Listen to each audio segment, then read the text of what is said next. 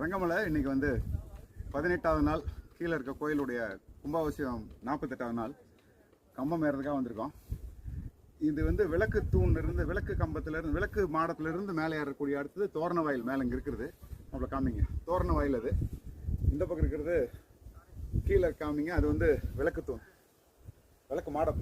இப்போ இதுக்கு பக்கத்தில் பார்த்தீங்கன்னா பழைய பாதை ஒன்று இருக்குது. அந்த பாதையில் இப்போ நாங்கள் ஏறுறோம்.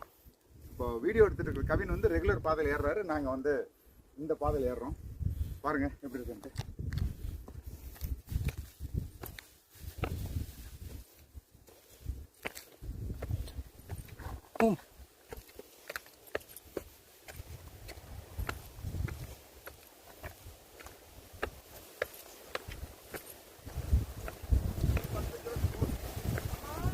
பாருங்க, இது அந்த காலத்தில்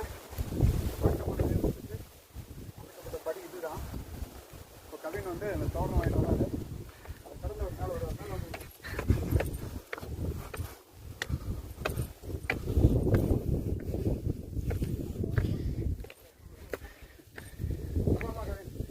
வாங்க.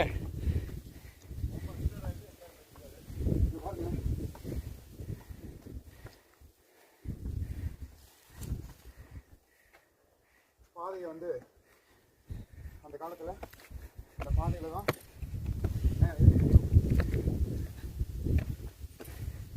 நாங்கள் வந்து பாதையோட உச்சி இங்கே வந்து இப்போ மெயின் பாதையோட சேர போகிறோம். நன்றி. கம்பம் ஏற போகிறோம். மீண்டும் தொடருவோம். Stop news. இப்போ நாங்கள் புது பாலை வந்தோம் இல்லையா, தோரண வாயிலை தாண்டி வந்தாச்சு. இதுதான் ஓய்வு பாறைன்னு சொல்லலாம், உற்சாக பாறைன்னு சொல்லலாம். காரணம், கடினமான மலைப்பகுதியை தாண்டி வந்தோடனே ஒரு சமதளம், எங்கே பார்த்தாலும் பச்சை பசேர்னு மலையுடைய மேகம், சூரியோதயம்.